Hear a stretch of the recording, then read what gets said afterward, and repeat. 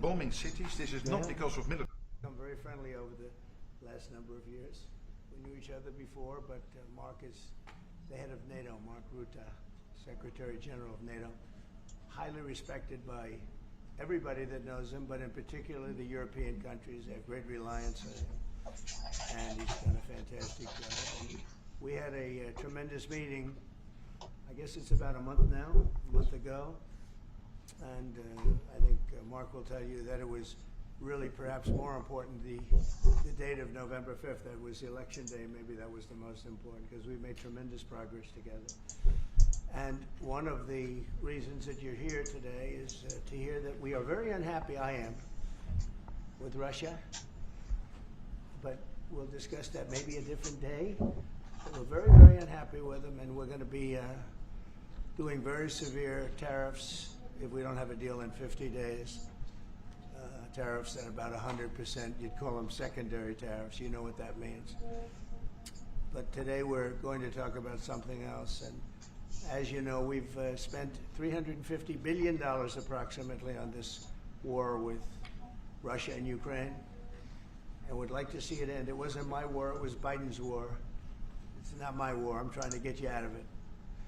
And we want to see it end.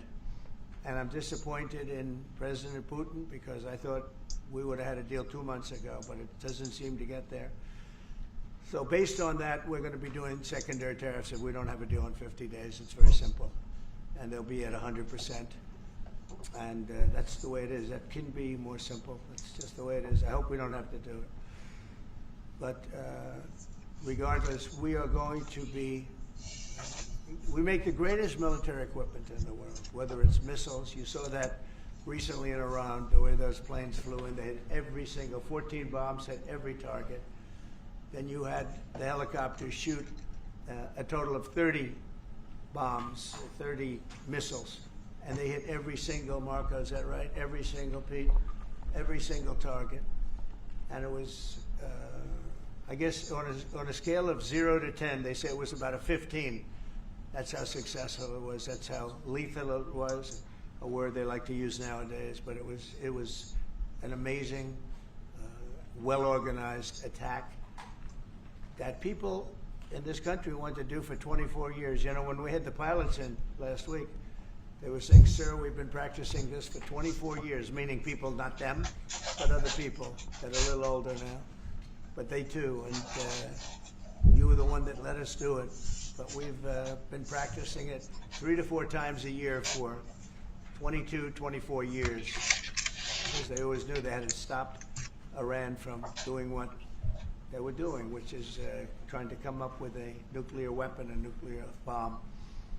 And we did it very successfully. And we make the best equipment, the best missiles, the best of everything.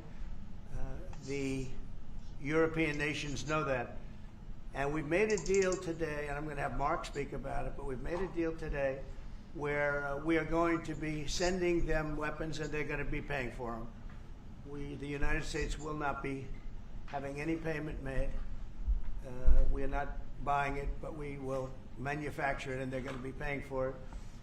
Our last meeting of a month ago was very successful in that they agreed to 5%, which is more than $1 trillion a year, so they have a lot of money. And these are wealthy nations.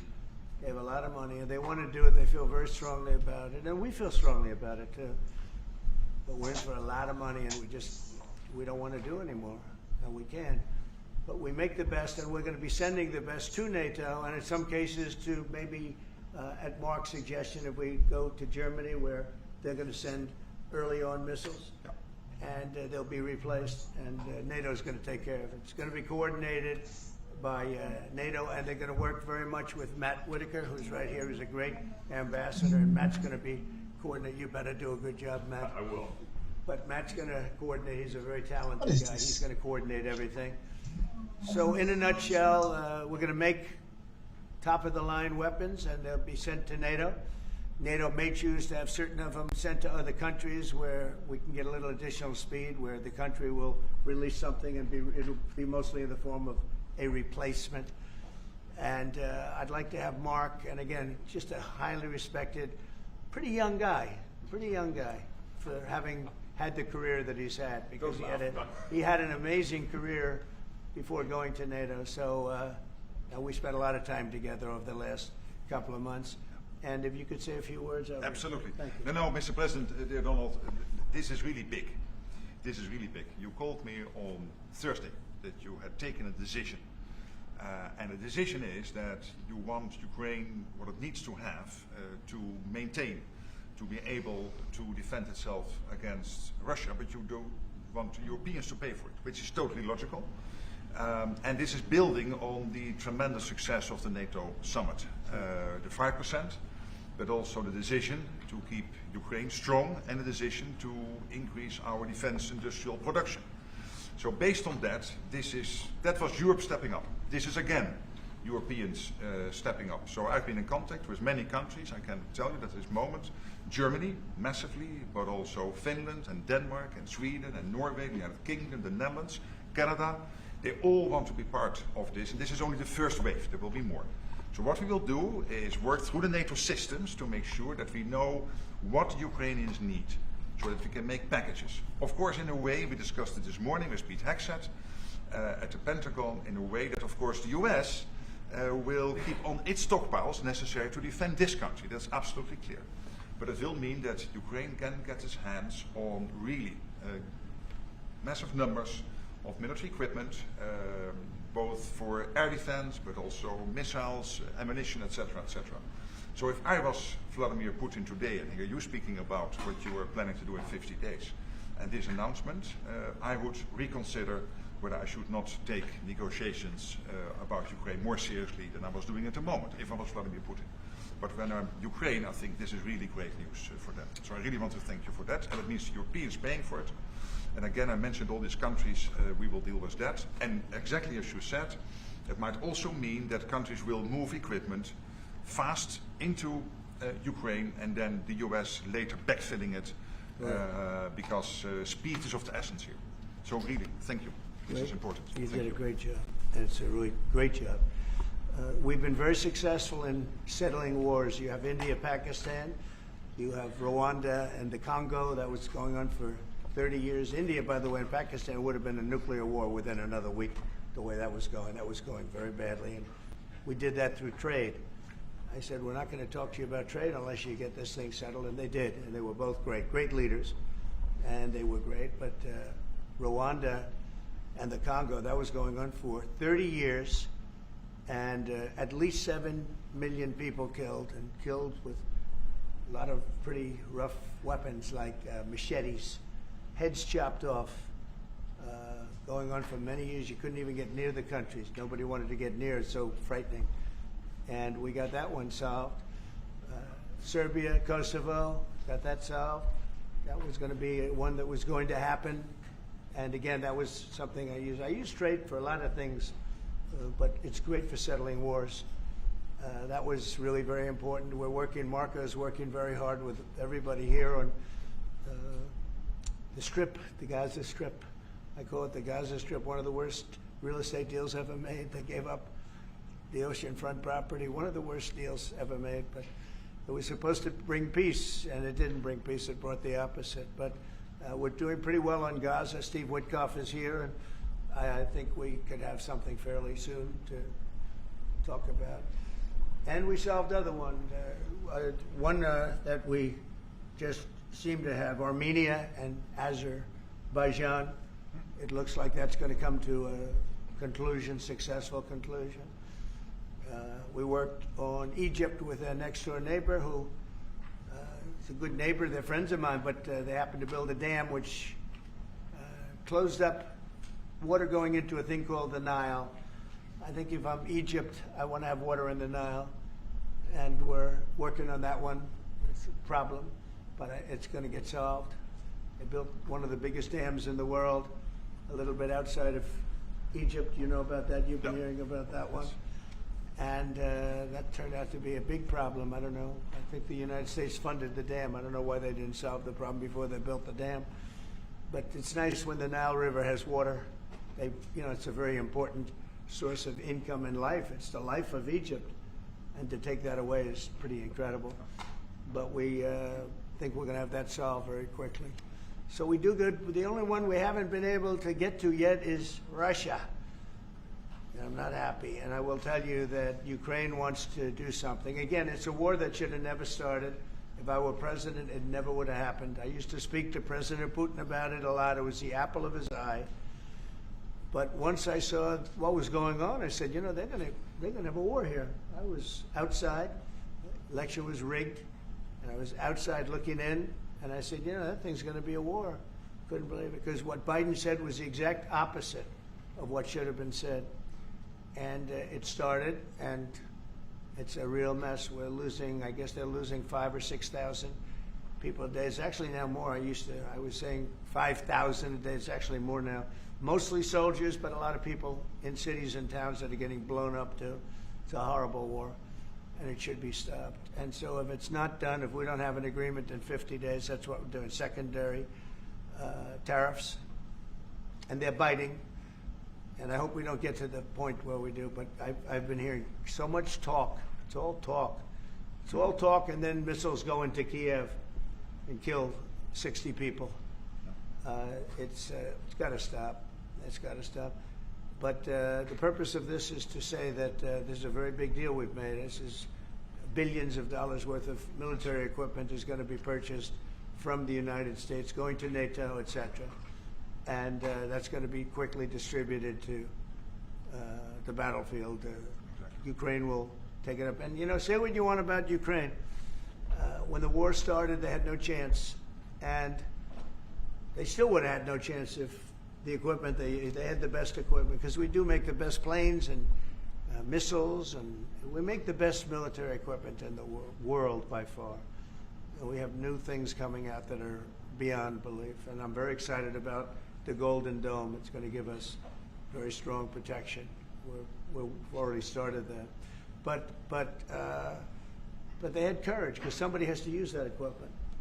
And they fought with tremendous courage, and they continue to fight with tremendous courage. But they don't have, they're losing on equipment, and Russia's really taken a very positive, very strong, I mean, what they've done the last couple of weeks. Without military reasons. So what they are doing is 700 drones a day, missiles, bombing cities. This is not because of military goals. It is just creating panic, keeping people out of their sleeps, hitting towns. Yeah. It's really terrible, and it is meaning a lot of people lose their lives, but also the infrastructure, whole cities being destroyed. They're wiping out the electric. It's going to take years to rebuild it. That's going to be the next problem. Because, but that's going to take a long time. Cities, many of the cities are knocked down to the ground. Many of the people have left, but many have stayed. I don't know. They actually stay. And most have stayed. Actually, it's incredible that they stay, and knowing that a missile could be hitting your apartment house, and your apartment house that you're sitting in could collapse on top of you. And they do very heavy construction. They don't use rebar. They do very thick concrete construction. Those are heavy buildings, big buildings. And heavy buildings, and they collapse like they're made out of paper. It's unbelievable to see this happening with people, so many people being killed. So we think we're going to make progress, and we hope we're going to make progress. In the meantime, we're going to get you good service on what you need. And we really became friendly with NATO this last meeting. You know, we went from 2% to 5%, which everyone said was not even a possibility. They weren't paying 2%. Many of them were paying much less than 2%. But even those, since you became president, all committed to the 2% before the summit. And now collectively we committed to the 5%. That's right, they did. They've been very good. And I think I made a lot of friends over there. We had a couple of days of very intensive talks. And they're great people. They're leaders of countries. Leaders of countries. Many of them great countries, some of them smaller countries, but for the most part, I'd say very solid, strong countries, and very successful. Some of them are among the most successful countries in the world. So that's the story. We hope that's going to have an impact on Vladimir Putin, and we hope it's going to have an impact on Ukraine also. We want to make sure that Ukraine does what they have to do. All of a sudden they may feel emboldened, or maybe they don't want. You know, this is a very difficult situation. Ukraine wants a peace deal. I think so. And they will stay committed to that. There's no doubt they want it. But the Russians have to become serious. They have to continue to want it, though. Yeah, I agree. But you and I will make sure of that. All of a sudden they get you and I will make sure of that. We'll make sure. I feel confident that they will do what has to be done. Plus, we have certain parameters that both sides know, and we already know what should be done. So I think that's going to be it's going to be very strong. We want everlasting peace. Any questions, please? Yes. Thank you, Mr. President. What was the tipping point for you in making this decision? Was it a conversation with President Putin? Was it a piece of intelligence? And why are you giving 50 more days? I think I think it's a very short period of time. I think, don't forget, I've just really been involved in this for not very long, and it wasn't initial focus. This is a Biden war. This is a Democrat war, not a Republican or Trump war. This is a war that would have never happened. It shouldn't have happened. A lot of people being killed. When the final numbers come in, you're going to see a lot more people are being killed in this war than you think, than you've been writing about. It's a very deadly war. They're all bad, but this is a very deadly war. The numbers are going to be far greater. When an apartment house comes down, and they say 2 people were slightly injured. No, many people were killed. And those numbers will be at some point accurately reported. So far, they're not. It's a deadly war. I think that you're just going to see. I think you're going to see strong movement. I hope so. I hope so. You know, the secondary tariffs are very, very powerful.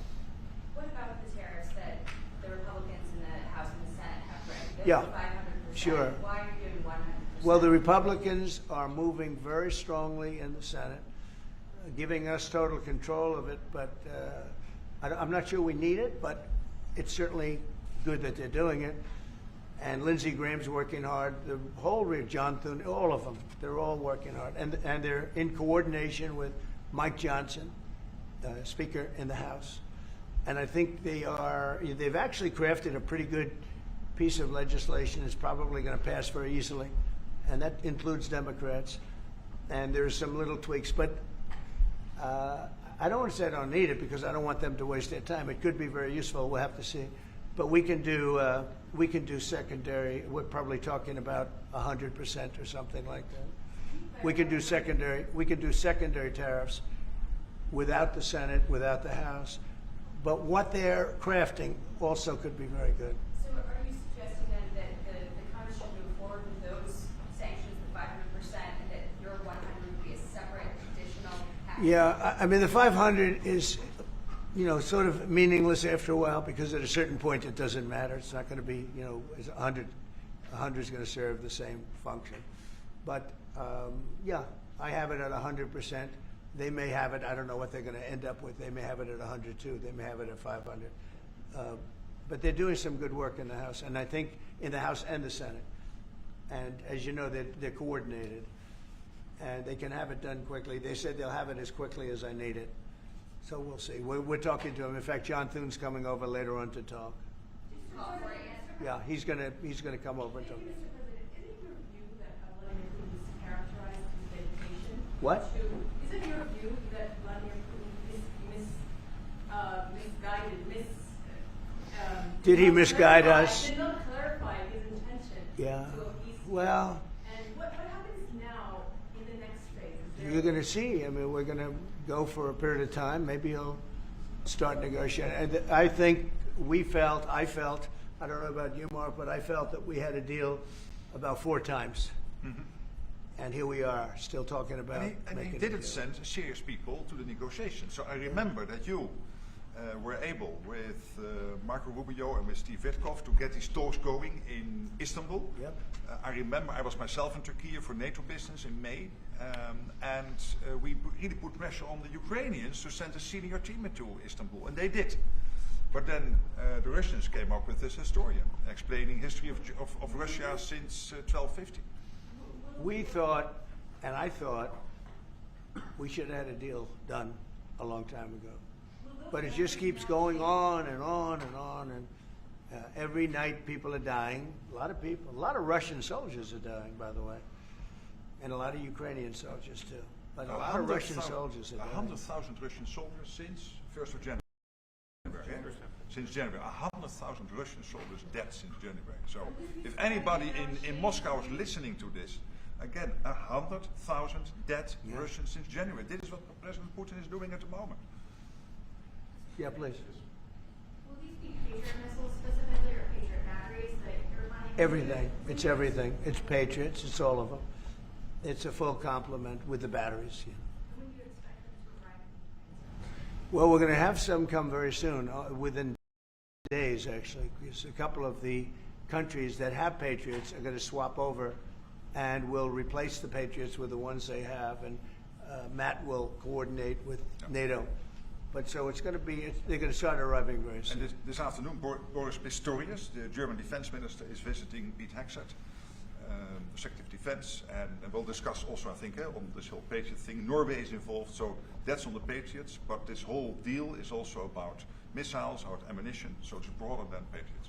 We have one country that has 17 Patriots getting ready to be shipped. They're not going to need them for them. So we're going to work a deal where the 17 will go, or a big portion of the 17 will go to the war site.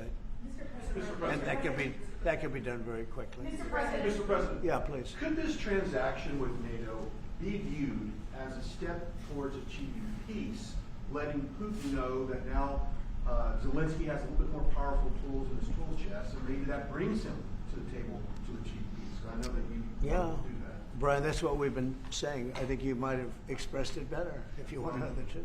I'm just That's trying to- exactly what. That was a summary. That was a nice summary. I think he's done better than us. He's a very good guy, I can tell you that. But no, it's well said. Yeah, I think this is a chance at getting peace. Or it's just going to be the same thing. And I have to tell you, Europe has a lot of spirit for this war. A lot of people, when I first got involved, I really didn't think they did, but they do. And I saw that a month ago when you were there, many of you were there. The level of esprit de corps, spirit that they have is amazing. They really think it's a very, very important thing to do, or they wouldn't be doing it. Look, they're agreeing to, they're paying for everything. We're not paying anymore. We have an ocean separating us. I said, we have a problem. We make the best stuff, but we can't keep doing this. And Biden should have done this years ago. He should have done it from the beginning, but he didn't. He didn't know he was there. This guy, what a horrible job they did for this country. And I just hope between the border and this and so many other, inflation, what a horrible administration. The worst administration in history, in my opinion. It's not my opinion. I think it's everybody's opinion. But this is something that shouldn't have happened, and we're going to see if we can end it. If I could follow up. I do want to make one statement. Again, I said it before. This is not Trump's war. We're here to try and get it finished and settled and whatever. Because nobody wins with this. This is a loser from every standpoint. But from day This one, was Biden and this was other people. And it's very sad. It's a very sad situation. This gentleman's doing a great job. I think he's going to get it, and Matt and everybody else that's working on it. I think you'll get this thing over with, hopefully. Can I ask you about the Yeah. President, you've praised European countries today as standing up for Ukraine as being strong. Will you allow them to continue to negotiate tariffs lower than 30% before August 1st, or is the deal set? What does that mean? You mean you're talking about the tariffs? saying on Oh, tariffs. you're back on tariffs. You're on a more friendly tariff, right? A little bit more friendly tariff. No, we're going to be talking to people. We have, I watched a show this morning. They were talking about, well, when's he going to make the deal? The deals are already made. The letters are the deals. The deals are made. There are no deals to make. They would like to do a different kind of a deal, and we're always open to talk. We are open to talk, including to Europe. In fact, they're coming over. They'd like to talk to us. Mr. President, is there any concern about the U.S.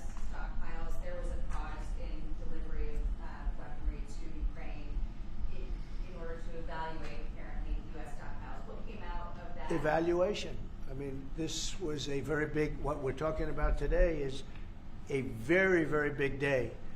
And what Pete was doing, and me too, I knew what Pete was doing, was evaluation, because we knew this was going to happen.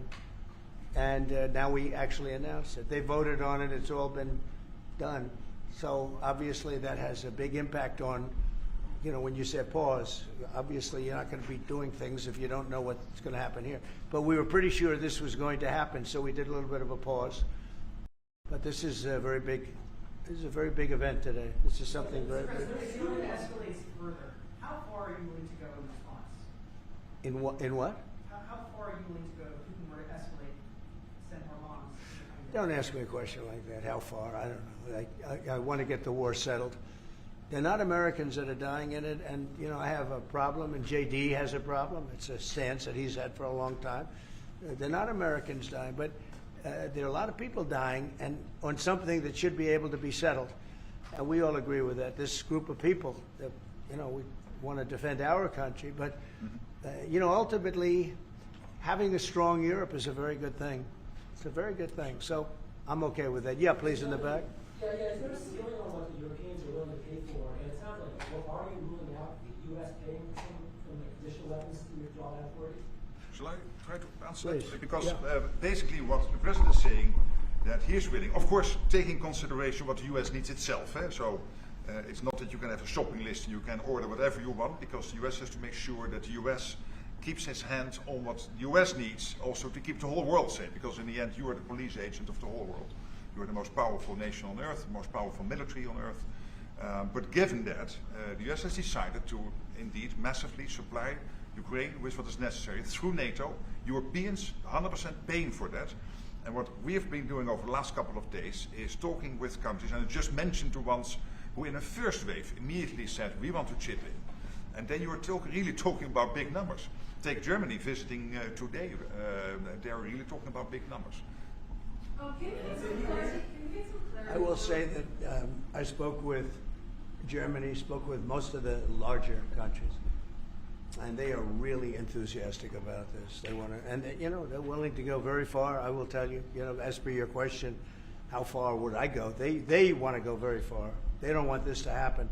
That's why I think from Putin's standpoint, it would really be good. He gets the country, his economy is doing very poorly, and he's got to get his economy back. He's got to save his economy. He could save his country in a sense, but the economy can be destroyed. He's destroyed a lot of countries over the years. He wants to get that economy back.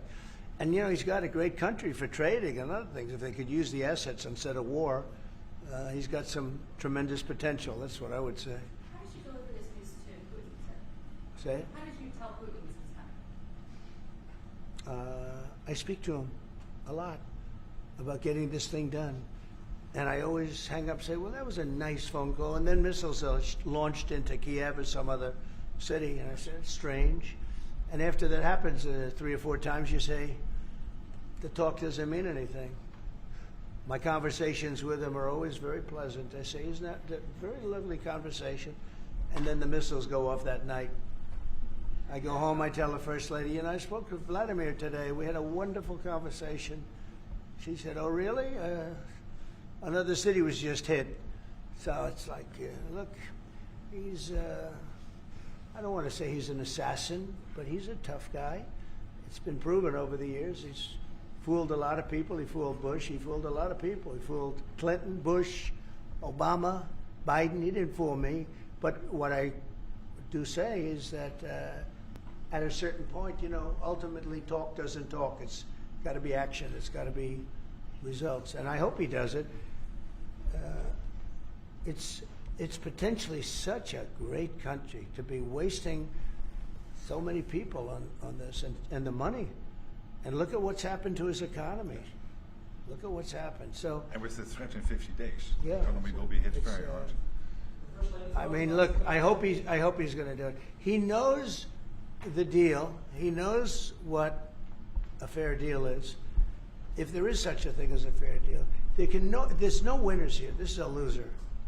This is a loser. And I dealt with him from the beginning. It wouldn't have happened, but I will say Ukraine was the apple of his eye. We talk about it. It was the apple of his eye, but it wasn't going to happen. And he understood that. It wasn't going to happen. And then I noticed, after I was out, I noticed soldiers forming at the border. Yeah. And then I heard horrible, stupid things being said from the other side.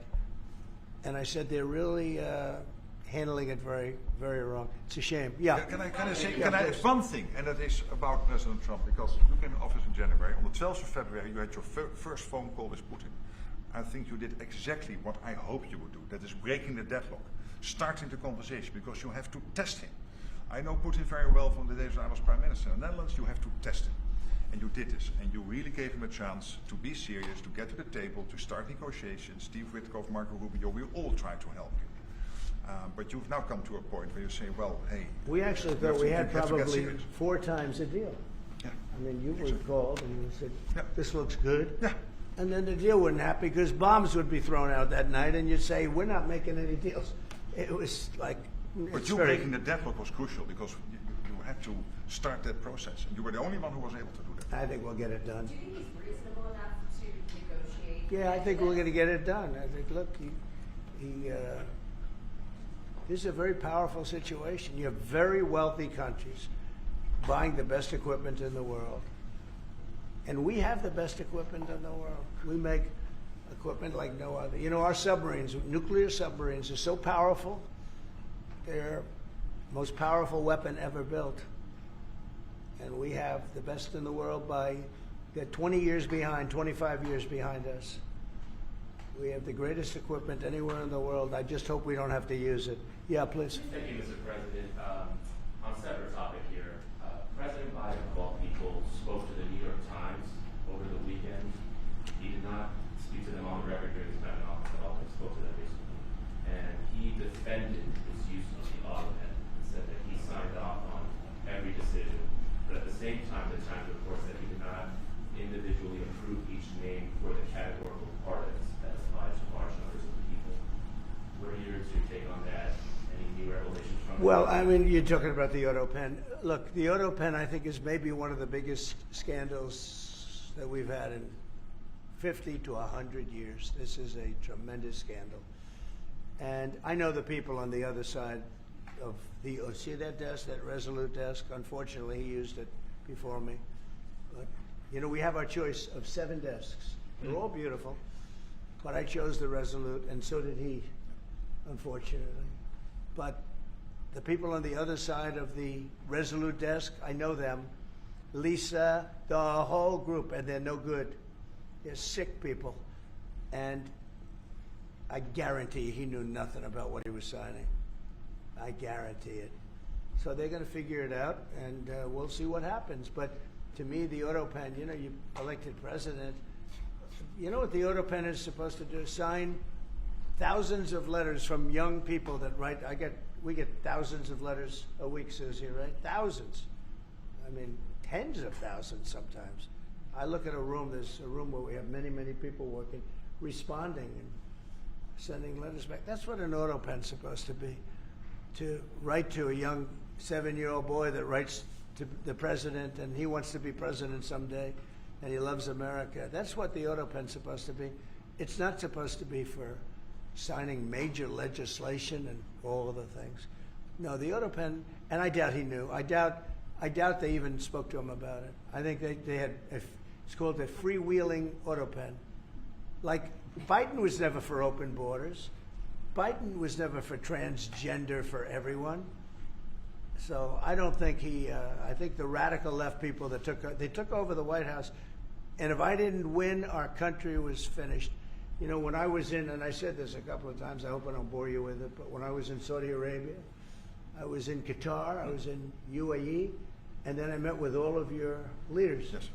including you, a great leader. He's now the leader of many countries, not just No. But I met with a lot of leaders over the last 2 months in the Middle East and all of the NATO countries. And I will tell you, they had one common phrase. They thought America was dead 1 year ago, and today they say, and they all say it, and I hope you'll back me up in this. But they say now it's the hottest country anywhere in the world. It is. Look at our numbers. Look at the numbers we made. You see, we made $25 billion last month.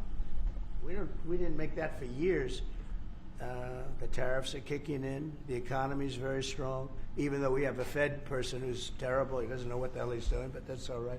We blow through interest rates. We're doing so well, we blow through it.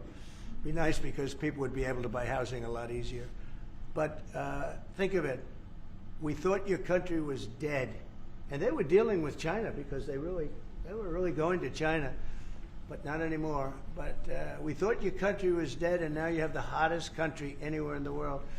So we've done a really good job, and it's an honor to have this man. This man is a star, and he's going to be dealing with another one of my stars, Matt, and you're going to do a great job, Matt Whitaker. Okay? Thank you very much, everybody. Thank you, Brian. Thank you.